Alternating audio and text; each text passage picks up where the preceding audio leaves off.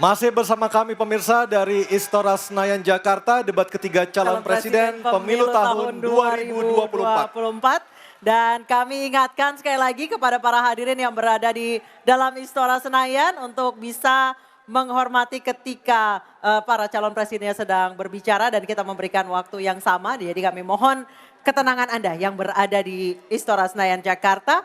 Dan kepada tiga calon presiden, Bapak Anies Baswedan, Bapak Prabowo Subianto, dan Bapak Ganjar Pranowo, dimohon untuk menuju ke podium. Kita akan lanjutkan Bapak segmen tanya jawab. Dan kami ingatkan lagi ada 6 subtema malam hari ini, pertahanan, keamanan, hubungan internasional, globalisasi, geopolitik, dan politik luar negeri. Jadi sudah kita kunci ya, Betul. Anissa ya. Hanya ada 6 subtema yang kita bahas malam hari ini dan juga jika menggunakan terminologi atau istilah maka harus dijelaskan.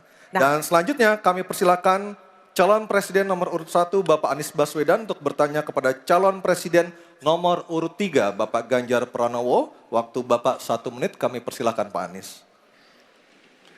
Terima kasih Pak Ganjar. Pertanyaan ini terkait dengan kinerja Kementerian Pertahanan. Ketika tadi kita bahas sama-sama situasi pertahanan kita, Bapak tadi membahas tentang bagaimana belanja alutsista, bagaimana rencana tentang minimum force itu bisa dicapai dan lain-lain. Bapak melakukan review itu. Nah, di sisi lain Bapak juga waktu itu pernah memberikan penilaian atas kinerja penegakan hukum di Indonesia. Bapak beri skor 5 atas kinerja hukum di Indonesia. Pertanyaannya sekarang terkait dengan pertahanan, berapa skor yang Bapak berikan atas kinerja Kementerian Pertahanan yang dipimpin oleh Bapak Prabowo? Silakan Pak Ganjar. Baik, masih ada waktunya Pak Anies? Cukup Pak Anies? Cukup. Baik. Baik, langsung saja kami persilakan Pak Ganjar untuk menjawab pertanyaan dari Pak Anies. Waktu Bapak 2 menit dimulai ketika berbicara, silakan. 5 juga. Saya punya datanya dan kemudian akan saya sampaikan. Maka di meja saya sudah saya siapkan data satu persatu. Namun demikian Mas Anies, tentu saja ada yang ingin saya sampaikan dari apa yang tadi sudah saya utarakan. Ketika kemudian kita ingin membangun sistem pertahanan kita, maka dalam perencanaan kita tidak boleh gonta-ganti. Kita mesti ajak, mesti konsisten. Kedua, kita mesti mendengarkan betul-betul dari seluruh matra. Maka seluruh proses perencanaannya harus bottom up. Sehingga saya ketemu dengan seseorang berpangkat cukup tinggi, Pak, kalau Bapak kasih persenjataan kepada saya yang tidak saya butuhkan, sudah saya siapkan museum untuk saya taruh di sana. Situasi seperti ini tentu tidak mengenakan.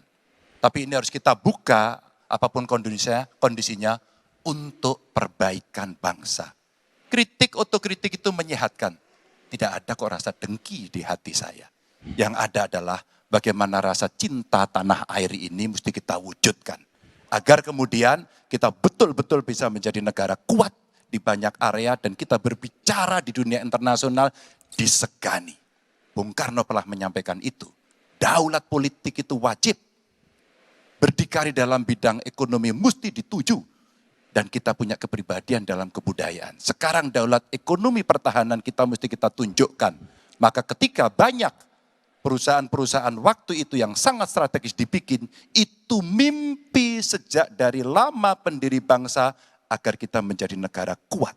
Dan itulah yang sebenarnya kita-kita yang harus meneruskan itu. Begitu Mas Anies. Ya, makasih Pak Ganjar. Cukup Pak Ganjar, baik Pak Anies.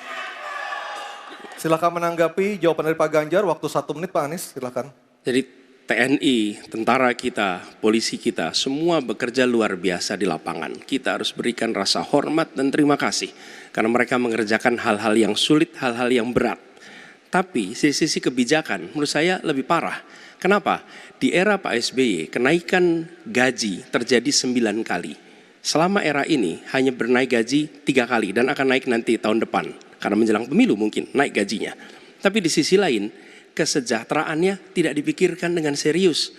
Tukin hanya 80%. Lihat Kementerian Keuangan, lihat Kementerian PUPR. Menteri-menterinya mengusahakan peningkatan tukin di mereka. Lalu kita lihat tadi alutsista yang bekas, yang itu resikonya adalah keselamatan dari TNI kita. Mereka bekerja keras menjaga setiap jengkal tanah Republik ini. Tetapi mereka tidak didukung dengan policy. Karena itu menurut saya skornya justru di bawah 5, Mas Ganjar.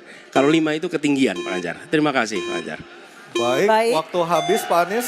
Pak Ganjar silakan jawab pertanyaan dari Pak Anies. Waktu Bapak 1 menit. Silakan Pak Ganjar. Mas Anies gak usah takut. Disebut aja angkanya berapa gitu loh. Kayak saya gitu loh. Jangan di bawah 5, sebut aja berapa. 11, Mas. Dari 100. Oke. Ini sedikit ngajari kendel Mas Anies biar berani. Apa yang kemudian saya lakukan dari jawaban saya untuk membela para TNI kita? Saya bersama mereka. Saya mendengarkan, saya berkeliling Indonesia, saya mampir bertemu di rumah-rumah mereka, di asrama-asrama mereka. Maka kami tidak mau kalau kemudian mereka, mohon maaf, bertempur dan mati sia-sia. Saya tidak rela. Maka itulah yang saya bela. Maka perencanaan bottom up itu betul-betul sebuah perencanaan yang mereka inginkan. Mereka harapkan dan mereka bisa menggunakan dengan sangat efektif. Termasuk pada soal kesejahteraan tadi yang disampaikan. Dan saya sepakat pada soal itu. Baik, terima kasih Pak Ganjar.